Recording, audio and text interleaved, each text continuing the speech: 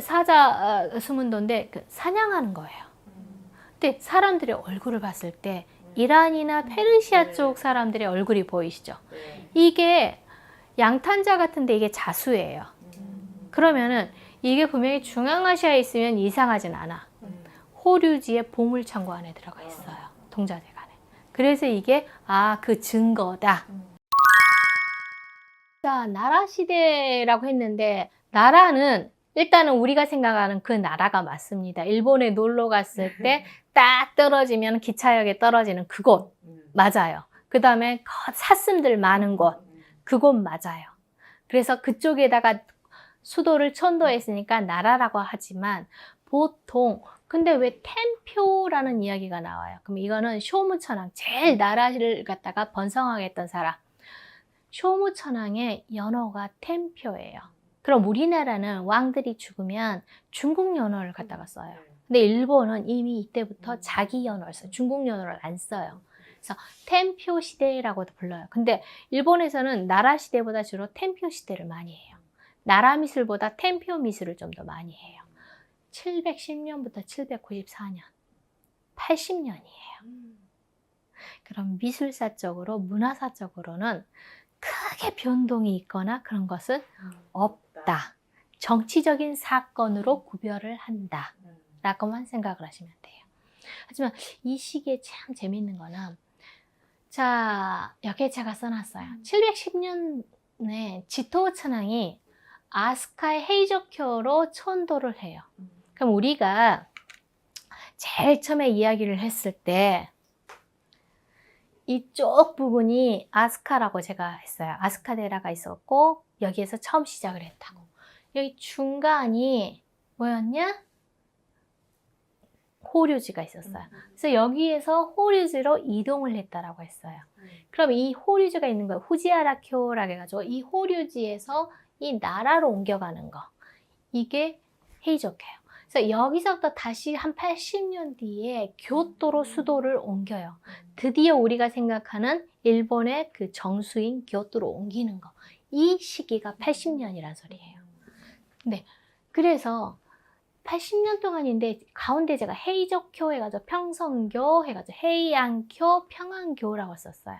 똑같은 말이에요. 그럼 우리가 옛날에 경성이라는 표현들이 있었어요. 일제강점기 시대 때. 어디예요, 경성이? 서울이. 그러면 경이라는 것은 서울이라는 뜻이에요. 그래서 평성 하면은 나라라는 뜻이에요. 평안 하면 교토라는 뜻이에요. 그래서 교토나 일본의 그 나라를 여행을 가면은 분명히 나라는 나라인데 나라라는 표현을 안 쓰고 헤이조라는 표현을 많이 쓰거나 평안해서 헤이안이라는 표현들이 많이 나와요. 다 교토, 나라라는 지명이라는 뜻으로 생각을 하시면 돼요. 나라 이후로는 일본의 정치는 귀족들이 자유를 해요. 천황은 이때부터 그 존재감이 약해져요. 근데 천황의 존재가 가장 크고 가장 왕권 통치를 했던 시기가 언제냐라고 봤을 때 이 나라 80년간 나라 시대예요. 그래서 일본 제국이라든지 제국주의자들이 다시 우리 일본의 그 큰 힘을 되돌리자, 힘을 갖자라고 할 때 표방했던 것이 이 나라 시대로 돌아가자였어요. 자, 그래서 그럼 중앙집권체제를 한다니까 우리나라 조선이라든지 이런 식의 중앙집권체제가 가지고 하는 방식을 그대로 따와요. 그래서 율령국가를 가지고 오는데 이 율령국가가 중국의 당의 율령국가와 함께 가지고 온다고 볼 수가 있어요. 일단은 배라는 걸 알겠죠. 고대의 배. 이 배가 일단은 견당사로 보냈던 일본에서 견당사를 보냈을 때 그 배 복원도예요. 그래서 복원을 했는데 작게 복원을 하는 게 이걸 타고 어디까지 갔느냐? 장안까지 들어가죠. 일단 루트가 남쪽으로 오키나와 쪽으로 해가지고 명주를 들어가가지고 육로로 장안까지 가는 방법 하나. 그 다음에 다자이후에서 시작해가지고 명주로 들어가가지고 육지로 들어가는 방법. 또 하나는 뭐냐? 신라를 통해 가지고 한 번, 두 번, 세 번 이렇게 해서 장안으로 들어가는 방법. 날씨가 좋고 태풍이 없을 때는 길게 가고 날씨가 안 좋을 때는 짧게 가고 이렇게 갔을 거다라고 보는 거예요. 자, 그러면은 그래서 이 다자휴가 뭐냐? 제가 그 처음에 보였을 때 그 일본의 히미코 이야기를 했어요. 첫 번째 시간. 히미코는 도대체 어디에 있는가? 히미코는 존재하는가? 이야기를 살짝 흘려서 했어요. 그때 히미코가 나라를 세웠다는 것이 어딘가라고 했을 때는 이 다자휴 이것이 하나 있고 규슈설이 하나가 있다라고 했어요. 긴키설 하나하고. 근데 이쪽을 갖다가 이쪽에서 하는 것은 뭐냐?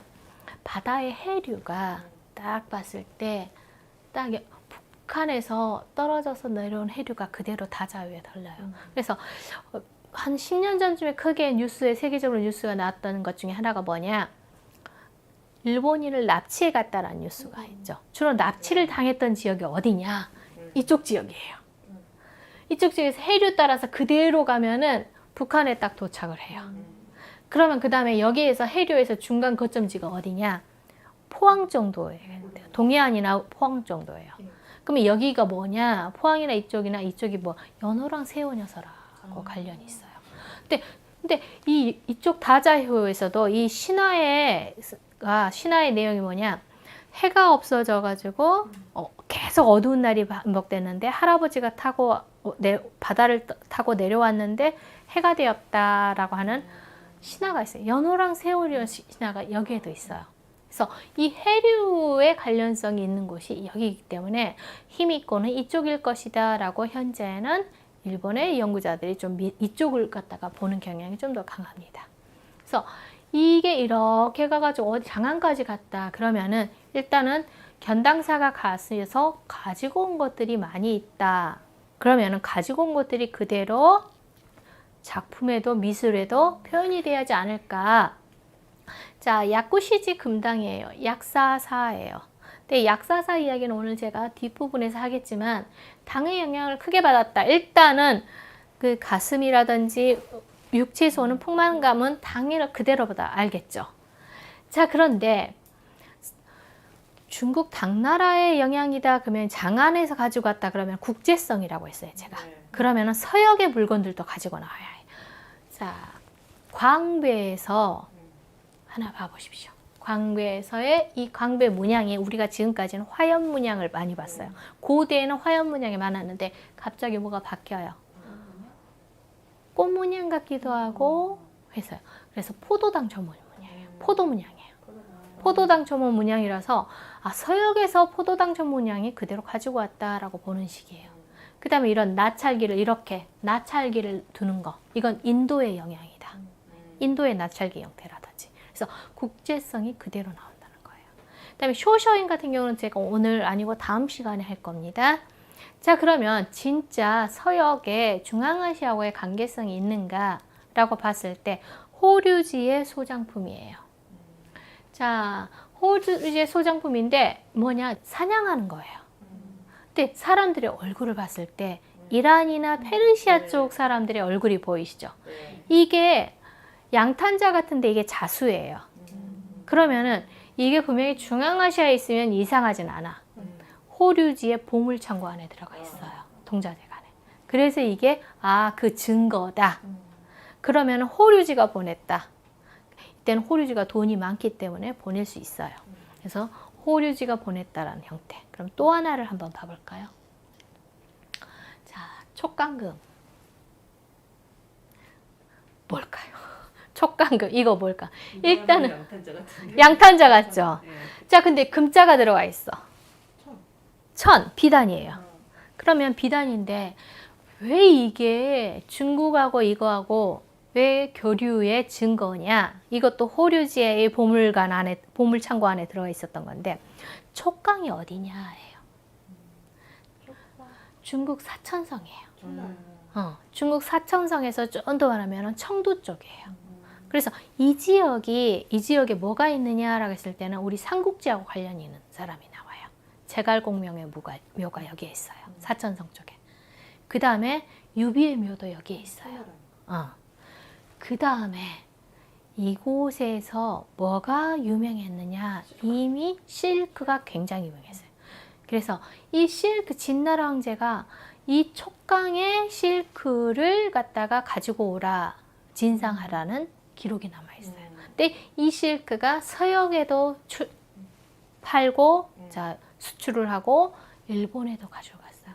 그래서 이 촉강금이라는 명은 일본 사람들이 지은 거예요. 그러니까 당시에 원래 고유 명칭이 아니라 그 유명한 촉강에서 비단이 왔다 해서 이거는 촉강금이다 라고 한 거예요. 그래서 이게 당시의 증거품이다. 그렇지만 솔직히 말을 해보면 진짜 촉강금인지는 몰라요. 왜? 가서 중간에 가지고 왔습니다 라고 하면은 다 믿으니까. 하지만 일단은 촉강금으로 일단은 전해지고 있습니다. 당시의 물건이 맞으니까. 그 다음에 또 하나 봐볼까요? 경전, 그렇죠. 괴짝이죠. 요즘 이런 거 그 안틱이라고 해가지고 앤티크라고 해가지고 굉장히 비쌀 텐데, 자 이런 거 하나 가지고 있으면 참 좋을 것 같아요. 자, 죽이에요. 죽주자예요. 그럼 대나무로 만든 주자인데 당시에 7세기 말에 8세기 초 7세기 말에 만들어진 이 죽주자가 아직까지도 호류지에서 전해지고 있어요. 이 안에 뭘 넣어서 가지고 왔을까요? 경전. 그게 그대로 전해지는 거예요. 그래서 이 정도면은 그냥 하나는 가지고 싶기는 해. 자, 그 다음에 나오는 게 경합. 자, 조그만 경전을 갖다가 두루마기로 되어 있는 경합들을 하나하나 쌓아가지고 넣는 것들. 이러한 형태들이 당시에 그대로 전해져요. 좀 더 하나를 더 봐보면 기각구 가면이다 해가지고 가면극이 이때부터 성행을 해요. 근데 가면극이 중국에서도 들어오지만 한국에서도 들어가요. 근데 이제 기각구 가면이라면은 주로 중국에서 유행했던 전했던 가면극인데, 이 가면극이 일본으로 이 나라 시대 때 들어오면서 나라 시대 전역에 그 나라를 중심으로 굉장히 성행을 하게 됩니다. 그러면서 얼마나 성행을 했냐? 나라의 각 절이 고유의 악사들을 두고 고유의 가면 배우들을 고용할 정도예요. 그 정도로 유행을 해요. 그런 가면극인데, 이게 왜 서역가의 또는 중국 단가의 교류냐? 코를 보세요. 코가 크죠. 일본인의 코에선 나올 수가 없는 코예요. 그래서 하나의 그 증거다. 좀 더 가볼까요? 코가 좀 더 큰 형태. 보통 일본에서 여행을 가셔서 보시면 코가 큰 형태를 뭐라고 하냐? 탱구라는 표현이 있어요. 이 탱구의 기원이 무엇인가를 봤을 때 여러 가지 설들이 있어요. 그 중에 설들 중에 하나가 이 기각구 가면에서 온 탱구다. 그런데 여기에 있어요. 스이코왕 화인 가면이라고 했어요. 그러면 스이코왕의 화인 또한 이 가면극의 그 배우로 등장한다는 거예요. 그러면 우리가 우리나라에서도 마당놀이전이나 봉산 가면 탈춤이라든지 하면 가면극을 하면은 양반과 하인이 나오죠. 그건 것처럼 똑같이 나온다라는 거예요. 그래서 스이코왕의 하인이 가면의 배우로 등장하는 이 하나의 증거가 된다라는 거예요. 자, 여기까지가 중국 당나라에서 중국에서 전해진 가면극이라면 한국에서도 갔을까요? 안 갔을까요? 삼국시대 때 갔어요. 여기가 어디냐? 사천왕사 시텐노지라고 해서 오사카에 있어요. 그러면 제가 이번에 그 고대불교를 할 때 사천왕사는 이야기를 안 했습니다. 근데 시텐노지 이 사천왕사는 성덕태자가 호류지하고 시텐노지를 동시에 두 개를 같이 지었어요.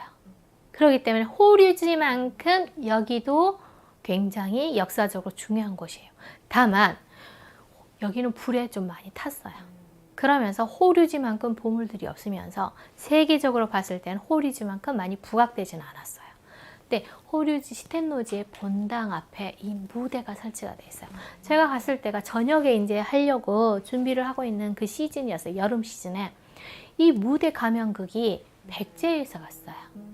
근데 이 지역에서 콩고라고 해서 금강이라는 가문에 그 건설업자들이 대대손손 내려오는데, 이 금강이라는 가문이 백제계 도래인에서 따온 가문이에요. 백제계 도래인이 이 악기를 가져가고 이 시텐노지하고 건설에 크게 관여를 하는 사람이에요. 그래서 이쪽에 무대 가면극이 백제계 가면극이라는 거. 그러면서 이 가문에서 백제계 도련이 5층 탑도 함께 지었다는 거예요. 그래서 시텐노지도 백제계하고 좀 관련이 깊은 절 중에 하나예요. 이게 당시의 탑이 아니에요. 다시 재건한 거예요. 근대쯤에. 그래서 조금은 저의 관심의 밖이라서 제가 좀 큰 사진이었고, 그러면서 다시 호류지로 돌아가면은 이 호류지에서 드디어 이제 수저들이 나와요. 그 당에서 나오는 형태들이. 그럼 그 전까지는 나무라든지 이런 것들을 하지만 드디어 노쇠로 만드는 수저들이 나와요. 그러면 이걸 갖다 밥 먹는 데 쓰느냐? 아니고 약을 먹을 때, 약을 탄다든지 이럴 때 쓰는 수저가 돼요. 그럼 일반인들은 쓸 수가 없고 불교에서나 또는 의례를 드릴 때 이럴 때 쓴다라고 생각하시면 돼요. 자, 그러면 서역하고 관계가 하나가 더 나와요. 용머리, 수병. 자, 물을 담는 건데 전통적으로 우리 동양 쪽에서는 특히 일본, 한국, 중국 쪽에서는 뚜껑이 없어요. 수병에. 뚜껑이 들어가요. 그 다음에 이런 용의 문양이 아마 중앙아시아 쪽 사산왕조, 페르시아 사산왕조 쪽에서 가지고 온 것이 아닐까라고 보는 게 이러한 호류지의 보물창고예요. 호류지의 보물창고는 무궁무진하지만 제가 또 다음 시간에 조금 다른 걸 조금 더 가지고 와볼게요.